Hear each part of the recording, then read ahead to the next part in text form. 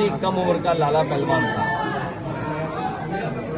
हम लोग लगातार जब भी किसी कार्यक्रम में जाते थे, ये हमेशा सेवा के भाव से हमारे साथ रहते थे। आज जब वो हमारे बीच नहीं है तो इस दुख की घड़ी में मैं परिवार के लोगों से मिलने आया हूँ। और इसके साथ साथ हमें कानपुर आने का कई बार मौका मिला है और मिलता रहा। जब मैं आ रहा था तो मैंने मेट्रो के किनार और मेट्रो की लाइन देखी। ये वही मेट्रो है जो कभी समाजवादियों ने शुरू की थी।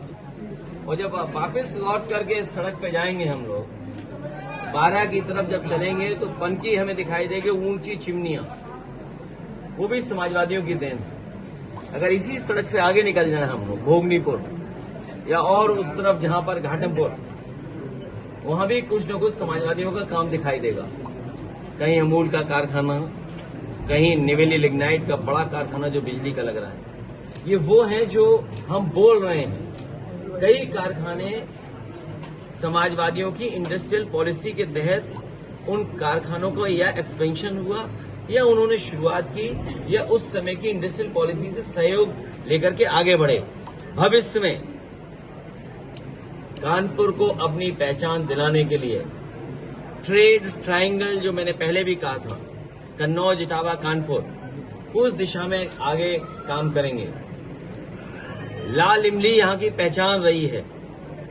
लाल इमली को, मिल को या अन्य मिलों को कोई चला सकता है तो वो लाल टोपी वाले ही चला सकते हैं। भविष्य में लाल टोपी वाले ही लाल इमली को चलवाएंगे और कानपुर के विकास को गति देने का काम करेंगे। जब हमारा कानपुर कई शहरों में कारखाने के मामले में, कारोबार के मामले में, उद्योग के मामले में, रोजगार देने के मामले में या रिसर्च इंस्टीट्यूट्स के मामले में आगे है, तो भविष्य में हम लोग उसको और आगे बढ़ाएंगे। जब आ ही रहा था मैं नाले को भी देख रहा था। नाले की हालत बता रही है कि बीजेपी की हालत कैसी है। जर्जर, गंदा पानी बह रहा है उसमें। और देखिए नेचर कैसा है। पीछे से 2 नदियां आती हैं, एक बाईं तरफ चली जाती है, एक दाईं तरफ चली जाती है, और दोनों में गंदगी फैलाई है भारतीय जनता पार्टी ने। चाहे वो पांडु हो या दूसरी नदी, एक यमुना में मिलती है, एक गंगा में मिलती है। पीछे से लगातार बराबर आती हैं और दोनों यमुना और गंगा भी बराबर चल रही हैं, लेकिन प्रयागराज में एक हो जा रही हैं। नदियों को साफ करने का जो संकल्प लिया था बीजेपी ने, वो नदियां का हाल क्या है? अभी तक तो हम लोग कालीन भाई, कोडीन भाई, कानपुर आते आते किडनी भाई भी मिल गए।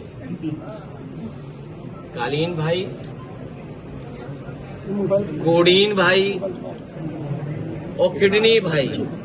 कोई कल्पना कर सकता है कि स्वास्थ्य में इतने बड़े घोटाले होते हों? बीजेपी की सरकार में किडनी निकाली जाती हो, जो जांच में बहुत सी बातें साफ होंगी कि किस रूप में, किस तरीके से किडनी का कारोबार हो रहा था और गरीब लोगों को पैसा देकर के उनकी किडनी निकाली जा रही थी। अब तो ओटीटी हो सकता है स्क्रैप माफिया पे बन जाए, गांजा पे बने, गंज गांजा, और लगता है कि अब कहीं